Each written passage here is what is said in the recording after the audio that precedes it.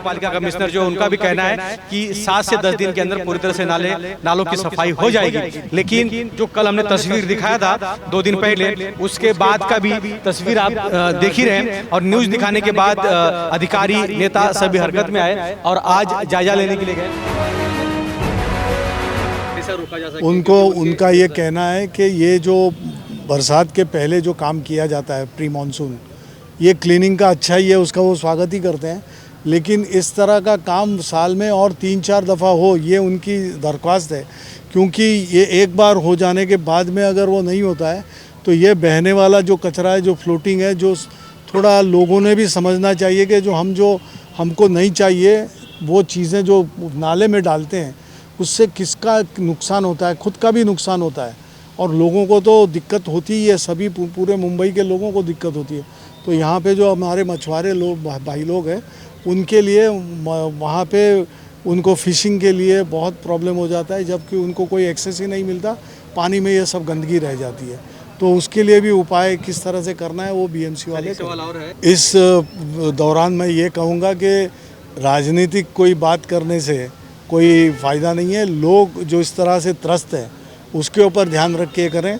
जो भी दायित्व उनका बना है, अब जो कोई महापौर बनी है तो वो भी इसमें रुचि ले रही है होगी और वो भी अपना दायित्व संभालना उनका भी कर्तव्य करेंगे, सब मिल के करेंगे। इसमें किसी के ऊपर टिप्पणी करना ठीक नहीं है, क्योंकि लोग इससे तंग आ गए हैं। लोग कह रहे हैं भाई राजनीति अलग रखो, हमारे लिए जो सोई सुविधा है हमको हमारे लिए करो। अभी आपका मुंबई कमिश्नर से बात हुआ है, क्या लगता है कब तक ये नाला से सफाई होगी? कमिश्नर जी भी बहुत सतर्क है, उनका पूरा ध्यान इस पर है कि किस तरह से लोगों को असुविधा ना हो बरसात के टाइम पे, और वो जो भी कदम, जो भी सुविधाओं के मिलने के लिए लोगों की जो सूचनाएं आती हैं, कहाँ पे काम कम हो रहा है, कोई एजेंसी काम ठीक से नहीं कर रही है, वहाँ पे बदलाव या वहाँ पे सतर्कता से ज़्यादा सूचना देना, उनके पास से काम करा के लेना, ये पूरे बीएमसी के ऊपर की टीम भी कर रही है और करनी ही चाहिए, क्योंकि वो दायित्व बीएमसी का है।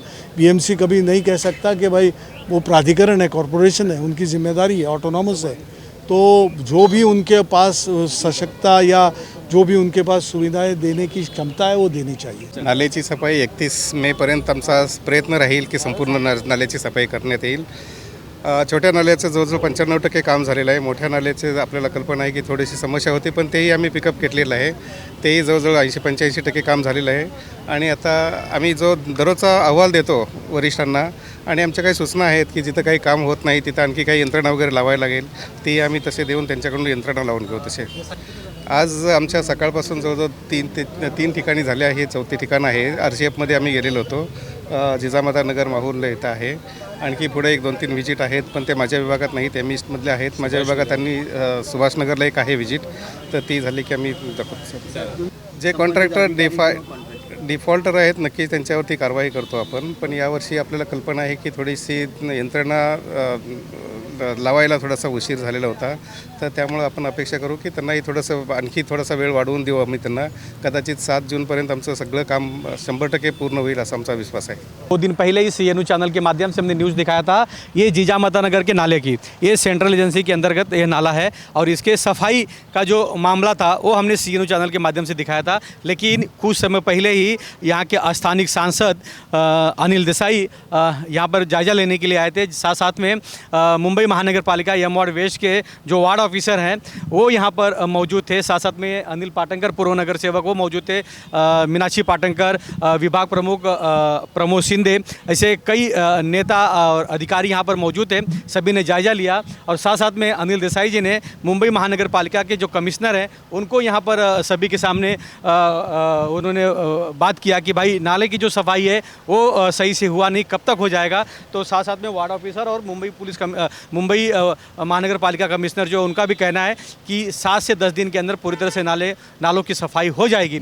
लेकिन जो कल हमने तस्वीर दिखाया था 2 दिन पहले, उसके बाद का भी तस्वीर आप देख ही रहे हैं और न्यूज़ दिखाने के बाद अधिकारी नेता सभी हरकत में आए और आज जायजा लेने के लिए गए। प्रवीण, इस ब्रिज के नीचे से ज़रा दिखाना कि किस तरह का हालत जो है पहले जो था वो वैसे ही बना पड़ा हुआ है। अब कुछ स्थानिक जो माहुल गांव के जो लोग हैं, कोली समाज के मछुआरे जो हैं, जो समुद्र में मछली पकड़ने के लिए जाते हैं, उन्होंने भी आके यहाँ पर शिकायत किया है। उनका कहना है कि भैया जो नाला सफाई नहीं होने की वजह से जो इसका कचरा है वो पूरी तरह से समुद्र में चला जाता है, और समुद्र में जाने के बाद जो बड़ी बड़ी मछलियाँ हैं, जीव जंतु हैं, उनको उसका नुकसान भुगतना पड़ता है। साथ साथ में जो स्थानीय मछुआरे जो अंदर समुद्र में मछली पकड़ने के लिए जाते हैं, उनके नाव में ये पूरा कचरा फंस जाने की वजह से उनको मछली पकड़ने में दिक्कत होता है। और माहौल गांव के जो युवा हैं वो सब यहाँ पर मौजूद है, और अनिल देसाई से उन्होंने अपनी शिकायत भी दर्ज कराई है, और वार्ड ऑफिसर भी यहाँ पे मौजूद थे।